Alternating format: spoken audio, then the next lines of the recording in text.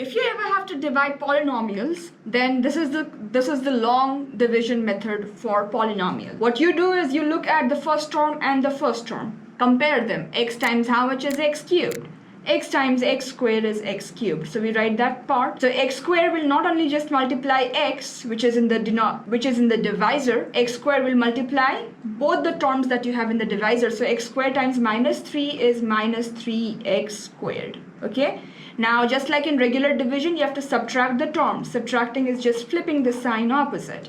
So x cubed minus x cubed, it cancels out, giving you positive 2, positive 3, that's 5x squared. And next, what do? We bring one of the term down. So I just bring minus 17x along. So now compare the first term and the first term again. If you'll see, x into how much is 5x squared? Because 5x is positive, I'm saying x into positive 5x has to be positive 5x squared. Don't forget to multiply the other term in the divisor, which is minus 3, multiplies with 5x, gives me minus 15x. Again, you subtract, make the sign opposite. You cancel out the first pair.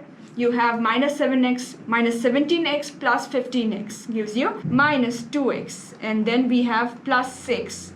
The last term, which I'll bring down finally. Now, minus 2x plus 6. Think about this. X into how much is minus 2x? X into minus 2 is minus 2x. Now, minus 2 multiplies minus 2 that you have written will multiply minus 3 in the divisor. Minus 2 times minus 3, answer is plus 6.